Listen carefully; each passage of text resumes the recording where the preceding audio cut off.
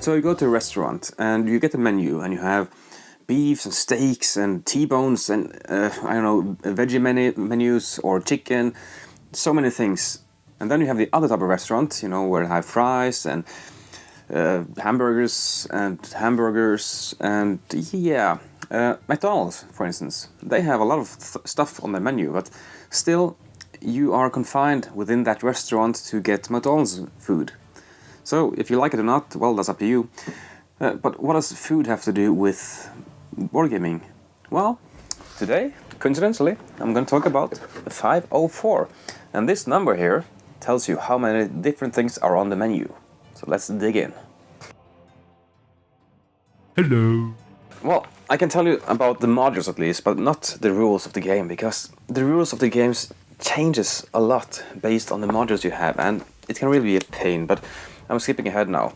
I will tell you about the 9 modules that you can have, and the 9 modules will make up 504 games.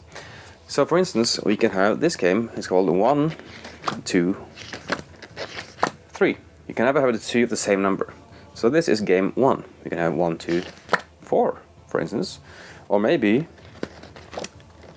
how about 3, 2, 4? Sounds interesting? Maybe.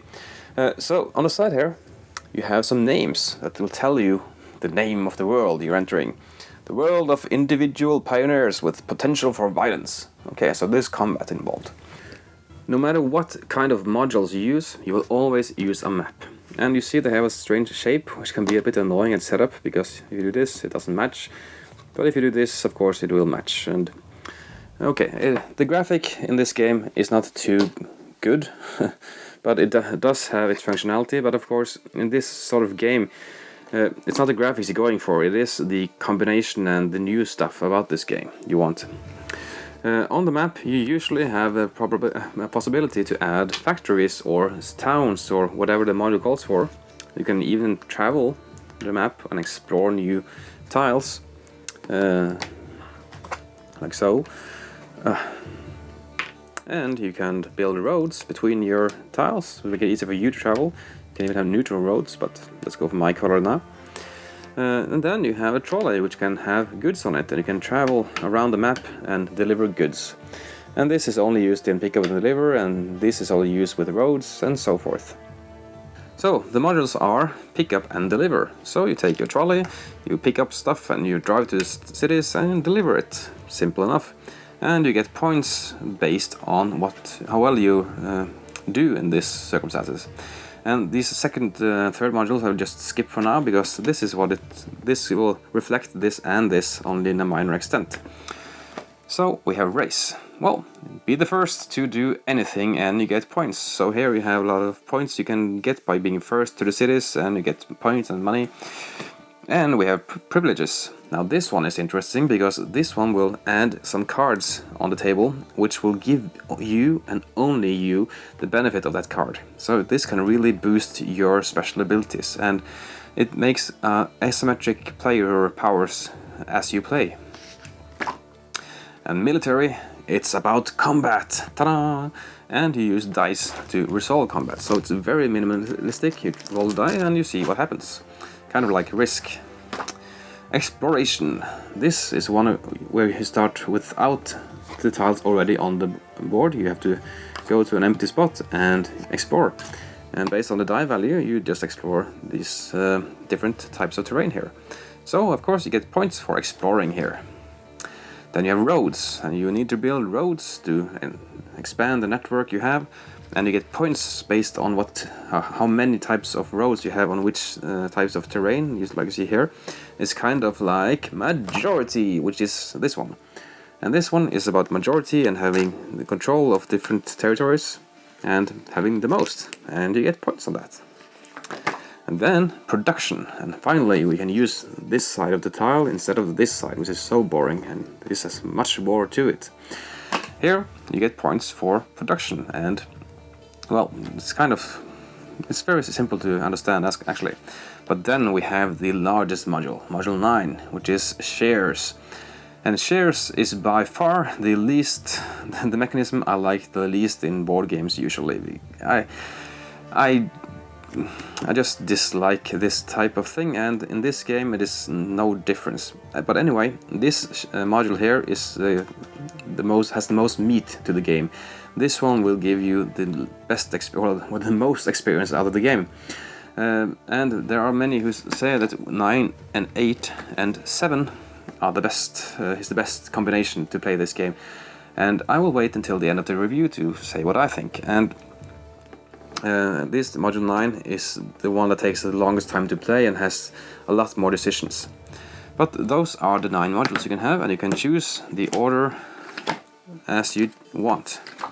And actually it's kind of random.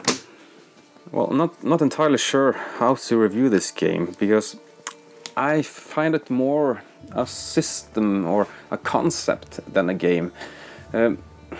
It's hard to describe, but let's see. To play this game, you need to prepare for it, because the rules are kind of convoluted. You see here, you have the contents, which is okay, and you have rules for module 1, 2, and 3 in that order.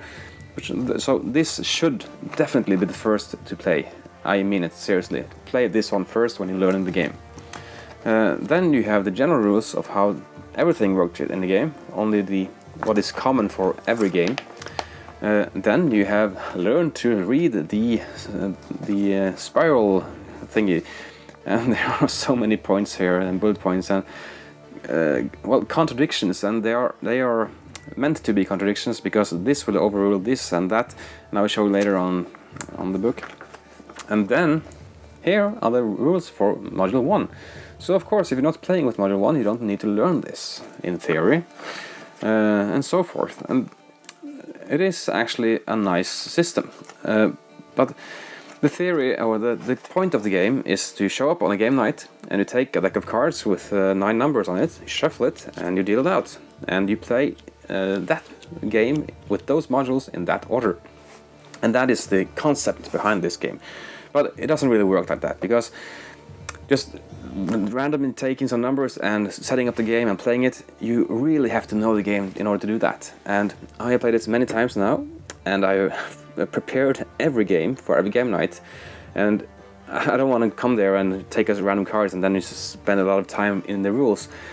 I have spent so much time reading the rules for this game and for each module, and taking in consideration the order the modules are in and how they affect each other.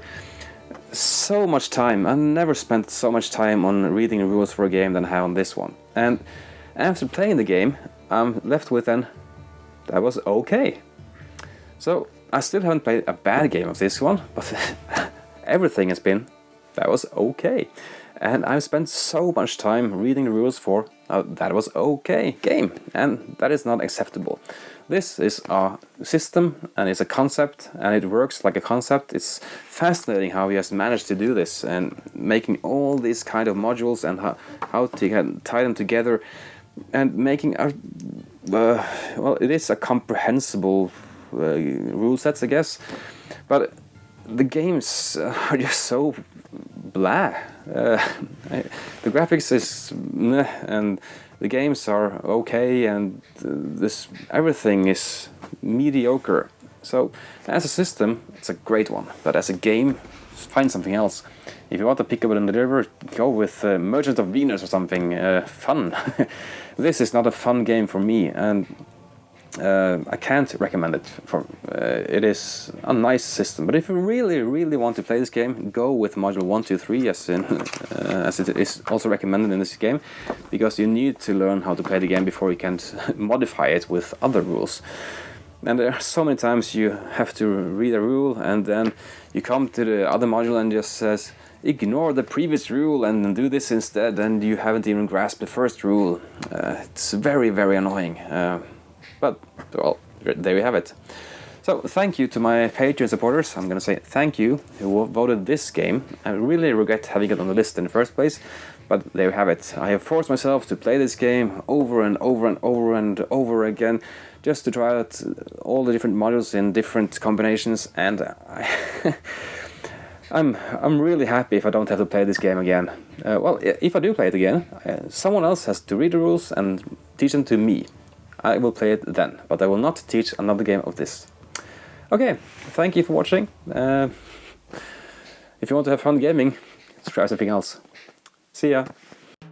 Thanks so much for watching the Dice Tower videos. Find more great videos and reviews as well as our top-rated audio podcast at Dicetower.com. You can also find other great shows at Dicetowernetwork.com. I'm Eric Summerer, and you've been watching The Dice Tower. The Dice Tower is sponsored by Cool Stuff Inc., where you can find great games for great prices. Cool stuff in stock. Check them out at CoolStuffInc.com.